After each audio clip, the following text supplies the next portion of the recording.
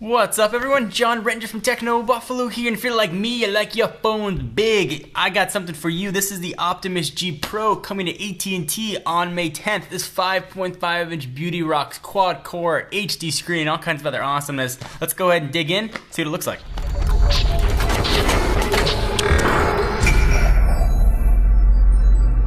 Alright, so here is the rather nondescript box for the LG Optimus G Pro behemoth. Let's go ahead and open this sucker up. It's going to be $199 with a 2-year contract, but of course, by the time you watch this video, definitely check with the carrier or other third parties to see what it's going to cost you. So it looks like our unit has been manhandled by AT&T PR, which kind of stinks. I always love pulling off the plastic. So here is the Optimus G Pro, which is a big phone, but I kind of dig it. Push it off to the side for a quick second. I promise we'll come back to it. We'll run through all the specs. But let's see what else we're going to have in the box. Quick start guide for, you guessed it, getting started quickly, safety and warranty information, and what's the warranty? Like, don't put it in the microwave. We also have, I'm guessing that's where the battery would go, but that appears like it's already in the phone. A pretty large size wall wart for charging, and we've got a micro USB cable. So nothing overly exciting in there, although I think that maybe when this comes to market, if this isn't the full retail packaging, you're going to get a folio case in the box. Not a folio case or a coolio case, but folio. Alright, so now that I've got the phone out of the box, I will see if I can power this sucker on, and I'll run you through all the specs, because there is a lot to like about this phone. There's a little Life's Good LG logo there. Alright, so what you are looking at is a gorgeous 5.5 inch screen, and that is a full HD screen. That's 1080p, which is pretty impressive. So it's going to be available on AT&T on the 10th, that I mentioned, for $199, but by the time you watch this video, prices may have changed, so check with the carrier or third-party retailer to see what the prices are at. Alright, so this guy weighs 6.14 ounces, being powered by a 3,140 milliamp hour battery. There is an Amber Alert going on evidently near us. It's got a Snapdragon 600, which is a beefy 1.7 gigahertz quad core chip, 2 gigs of RAM, storage up to 32 gigs, expandable to 64. On the back, we've got a 13 megapixel camera that can do 1080p and a 2.1 megapixel camera that lives there right there on the front. Of course, AT&T LTE is here. It's got Bluetooth 4.0 and NFC. It does have some cool dual camera recording and quick memo applications for notes, and supposedly there's supposed to be that free folio case, but we did not get one. All right, so I think this is running Android 4.1.2. We'll take a look in just a second. Whoa. We'll confirm.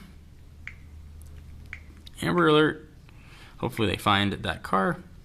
So press and hold an app to drag to the home screen. There are a lot of apps on the home screen. See if I can find somewhere in here where settings live, and let's see what we got. So it's broken down to network, sound, display, and general. So I'm guessing the About the Phone will live in general. About Phone, let's confirm what we have running on here. So software information. We are running 4.1.2. Alright, so let's continue our tour of the phone here. We've got a hard button on the left, which I'm guessing is going to launch the camera, but let's see. Launches their quick memo service, which you can use to draw or write on the phone. So you can pick what you want, and you can just draw around, and you can save it if you choose to. I am not going to save it. So that's what that's going to launch. You've got right in the middle, sort of an oddly located volume rocker. On the right-hand side, that's where your power and lock button lives. On the bottom, 3.5 millimeter headset jack. And then you've got, of course, your noise-canceling mic. We've got 2 capacitor buttons here living on the left and the right. We've got a back button and a menu button, a very thin home button with LED lights that'll glow around it. That is an extremely thin button here. But again, the story here is this gorgeous 5.5 inch screen. And LG skins are sort of light, not overly heavy, but you can see there's some kind of cool effects there. If we long press, this is where you can see apps, download widgets, and wallpapers. There's some custom LG action is, but all the widgets look to be pretty stock Android, save for a few. We'll pull this down. You've got some Q slide apps, which are kind of neat. If you go ahead and launch, like Calculator, for example, it's going to launch it up right on the screen. We don't need that. And you can move it around, you can do your calculations, blah, blah, blah. And then when you're done, you go ahead and just exit it. We don't have here, though, any sort of capacitive stylus, no S Pen like we've seen on the Samsung devices. And this is certainly the same screen size as the Galaxy Note 2. And speaking of the Galaxy Note 2, let me bring that in just so you guys can see for a comparison here. Very, very similar looking phones. Certainly a much larger home button here on the Note 2 than we've got on the Optimus G Pro. So that's important to you. Definitely try it in the store. While being much more slender, you certainly can still press it pretty easily. So it is a removable battery, which I mentioned was the pretty beefy 3140 milliamp hours, and it is plastic back, which looks to be pretty close to the trend nowadays. See what that looks like. There's our NFC radio. We actually had a international unit that came in a few weeks ago, but I waited to do the review until I actually got a chance to try a carrier version.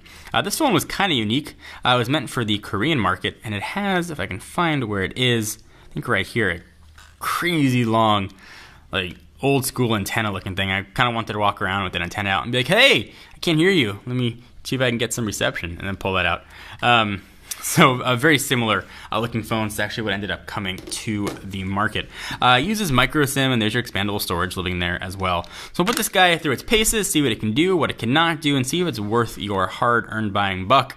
But if you are looking for a 5.5-inch phablet, it's going to be a very good choice. A 1080p screen, at least on first blush, looks really nice. And the brightness, is only at 59%. If I kick that sucker all the way up, it's probably going to look washed out for you guys. But with normal people eyes, that is a beautiful screen. It looks like it's also a quick remote function, so that must be a IR blaster right there, I guess, in the upper right-hand corner. So all kinds of cool stuff to learn and check out about this phone. I'd love to hear your thoughts. Anything you want to see in particular, be sure to let us know. And of course, we'll do a review, comparisons, and all kinds of other goodness we love to do here at Techno Buffalo. So leave your comments down below. Please give the video a thumbs up. We most definitely appreciate it. I am John Rettinger. Check us out, technobuffalo.com. I'll see you in the next video.